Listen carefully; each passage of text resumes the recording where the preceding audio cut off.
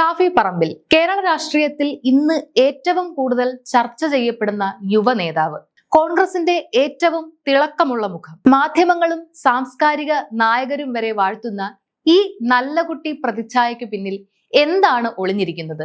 അദ്ദേഹം ഒരു യഥാർത്ഥ ജനകീയ നേതാവാണോ? സോഷ്യൽ മീഡിയയും നറേറ്റീവുകളും ചേർന്ന് പ്ലാൻ ചെയ്തൊരു മാധ്യമ സൃഷ്ടിയാണോ? AK ആന്റണിക്കും BS അച്യുതാനന്ദനും ഉമ്മൻചാണ്ടിക്കുമൊക്കെ ജനപിന്തുണ ലഭിച്ച വഴികൾ നമ്മൾ കണ്ടതാണ്. എന്നാൽ ഷാഫി പറമ്പിൽ എന്ന നേതാവ് ഒരു വലിയ ക്രൗഡ് പുള്ളറായി മാറുന്നതിന് പിന്നിലെ യഥാർത്ഥ രഹസ്യം എന്താണ്? ഈ വീഡിയോയിൽ നമ്മൾ പ്രധാനമായും 3 കാര്യങ്ങളാണ് പരിശോധിക്കാൻ പോകുന്നത്. അതിൽ ആദ്യത്തേത് ഇമേജ് ബിൽഡിങ്ങിലെ തന്ത്രങ്ങളെ കുറിച്ചാണ്. വെറും റീലുകളും ഷോട്ടുകളും കൊണ്ട് മാത്രം ഒരാൾക്ക് ഇത്ര വലിയ ജനപിന്തുണ ഉണ്ടാക്കാൻ സാധിക്കുമോ? മാത്രമല്ല, വടകര പോലുള്ള മണ്ഡലങ്ങളിൽ കണ്ട തിരഞ്ഞെടുപ്പ് പ്രചരണ രീതികളും TP രാമകൃഷ്ണനെ പോലെയുള്ള മുതിർന്ന നേതാക്കൾ ഉന്നയിച്ച ആരോപണങ്ങളും ഇതിലെ സത്യാവസ്ഥകളും എന്താണ്? ഇനി അടുത്തത് ആദർശമോ അതോ രാഷ്ട്രീയ കെണിയോ? പരസ്യമായി ആദർശം പറയുകയും എന്നാൽ ഗ്രൗണ്ട് ലെവലിൽ നിഗൂഢമായ സമുദായ വോട്ടുകൾ ഏകീകരിക്കുകയും ചെയ്യുന്ന രീതി.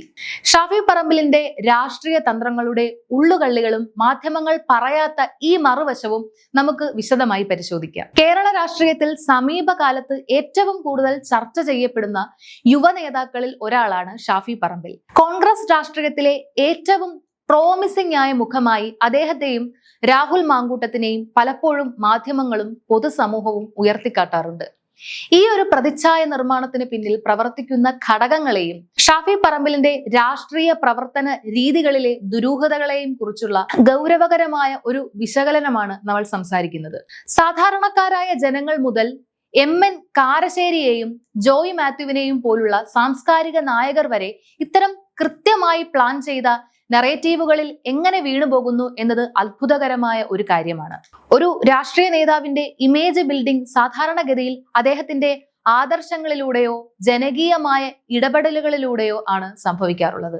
VS അച്യുതാനന്ദൻ എന്ന നേതാവിനെ കുറിച്ച് പരിശോധിക്കുകയാണെങ്കിൽ നമുക്ക് കാണാൻ സാധിക്കും, മൂന്നാറിലെ കയ്യേറ്റങ്ങൾ ഒഴിപ്പിക്കുന്നതിലും പെൺവാണിഭക്കാർക്കെതിരെ കർശനമായ നിലപാട് സ്വീകരിക്കുന്നതിലും അദ്ദേഹം കാണിച്ച ആർജവമാണ് അദ്ദേഹത്തെ ജനപ്രിയനാക്കിയത്. അതുപോലെ AK ആന്റണിയെ ആദർശധീരൻ എന്ന് വിളിക്കപ്പെടാൻ മനോരമ പോലുള്ള പത്രങ്ങൾ വലിയ രീതിയിൽ പണിയെടുത്ത ചരിത്രമുണ്ട്. പദവികൾ ഉപേക്ഷിക്കുമ്പോഴും ലളിത ജീവിതം നയിക്കുമ്പോഴും അത്തരമൊരു പ്രതിച്ഛായ നിർമ്മിക്കപ്പെടാറുണ്ട്. എന്നാൽ ഷാഫി പറമ്പിലിന്റെ കാര്യത്തിൽ ഇത്തരമൊരു ആദർശത്തിന്റെയോ അല്ലെങ്കിൽ അവിശ്വസനീയമായ ജനകീയ ഇടപെടലുകളുടെയോ പിൻബലം ഉണ്ടോ എന്ന് സംശയകരമാണ്. ഉമ്മൻചാണ്ടിയെ പോലെയുള്ള നേതാക്കൾ ജനങ്ങളെ സഹായിക്കുന്നതിൽ കാണിച്ച താല്പര്യം അവരുടെ പ്രതിച്ഛായ വർദ്ധിപ്പിച്ചിട്ടുണ്ട്.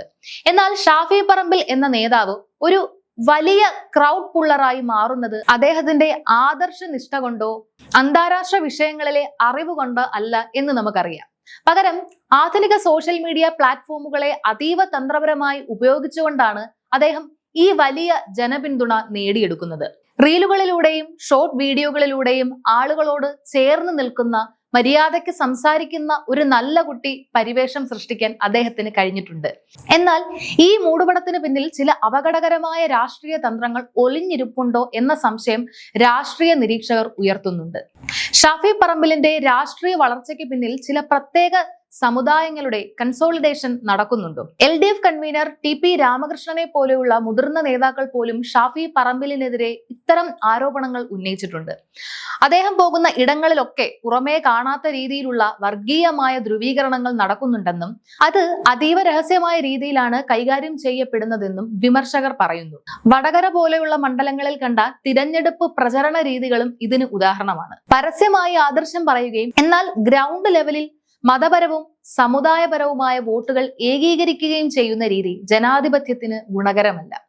രാഹുൽ മാങ്കൂട്ടത്തിനെതിരെയുള്ള കേസുകളും ആരോപണങ്ങളും വന്നതോടെ ഈ മിടുക്കരായ ചെറുപ്പക്കാർ എന്ന പ്രതിച്ഛായയ്ക്ക് ചെറിയ മങ്ങലേറ്റു തുടങ്ങിയിട്ടുണ്ട്. എങ്കിലും ഷാഫി പറമ്പിലിനെ പോലെയുള്ള നേതാക്കൾ ഇമേജ് ബിൽഡിംഗിൽ ഇപ്പോഴും വിജയിച്ചു നിൽക്കുന്നു. അദ്ദേഹം നേരിട്ടുള്ള ചോദ്യങ്ങൾക്ക് മറുപടി പറയാതെ പുച്ഛിച്ചു തള്ളുന്ന രീതിയാണ് പലപ്പോഴും സ്വീകരിക്കാറുള്ളത്. ഒരു പ്രത്യേക സമുദായത്തെ രാഷ്ട്രീയ ആവശ്യങ്ങൾക്കായി ഉപയോഗിക്കുന്നുണ്ടോ എന്ന സംശയം ഗൗരവകരമായി തന്നെ കാണേണ്ടതുണ്ട്.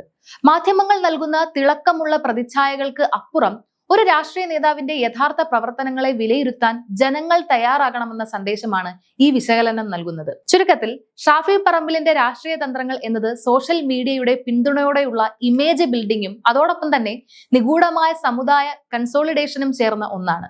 രാഷ്ട്രീയ പണ്ഡിതന്മാരും മാധ്യമ പ്രവർത്തകരും ഇത്തരം നീക്കങ്ങളെ ജാഗ്രതയോടെ വീക്ഷിക്കുകയും ഇതിലെ സത്യാവസ്ഥ തിരിച്ചറിയുകയും തന്നെ വേണം. അതുകൊണ്ട് ഷാഫി പറമ്പിൽ എന്ന രാഷ്ട്രീയ നേതാവിനെ നാം നോക്കിക്കാണേണ്ടത് വെറും സോഷ്യൽ മീഡിയ റീലുകളിലൂടെയോ മാധ്യമങ്ങൾ നൽകുന്ന തിളക്കമുള്ള പ്രതിച്ഛായയിലൂടെയോ മാത്രമല്ല.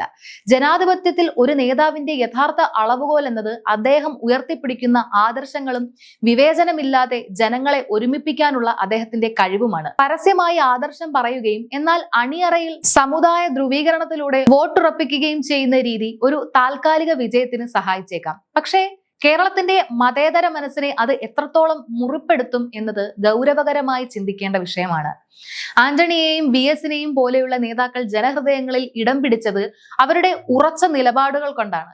ഷാഫി പറമ്പിൽ എന്ന യുവ നേതാവിന് അത്തരമൊരു പാരമ്പര്യം അവകാശപ്പെടാനുണ്ടോ? വെറും നറേറ്റീവ് ബിൽഡിങ്ങിൽ മാത്രം ഒതുങ്ങുന്നതാണോ ഈ ജനപ്രീതി എന്നത് കാലം തെളിയിക്കേണ്ട ഒന്നാണ്. മിന്നുന്നതെല്ലാം പൊന്നല്ല എന്ന് പറയുന്നത് പോലെ കാണുന്ന ഓരോ ഇമേജുകൾക്കും പിന്നിലെ രാഷ്ട്രീയ സത്യങ്ങൾ തിരിച്ചറിയാൻ നമുക്ക് സാധിക്കണം. ഷാഫി പറമ്പിലിന്റെ രാഷ്ട്രീയ ശൈലിയെക്കുറിച്ച് നിങ്ങൾക്കും വ്യത്യസ്തമായ അഭിപ്രായങ്ങൾ ഉണ്ടാകാം. അദ്ദേഹത്തിന്റെ ഈ പ്രവർത്തന രീതിയെ നിങ്ങൾ എങ്ങനെ കാണുന്നു? താഴെ കമന്റ് ബോക്സിൽ രേഖപ്പെടുത്തുക. കൂടുതൽ രാഷ്ട്രീയ സത്യങ്ങളുമായി നമുക്ക് വീണ്ടും കാണാം. നന്ദി.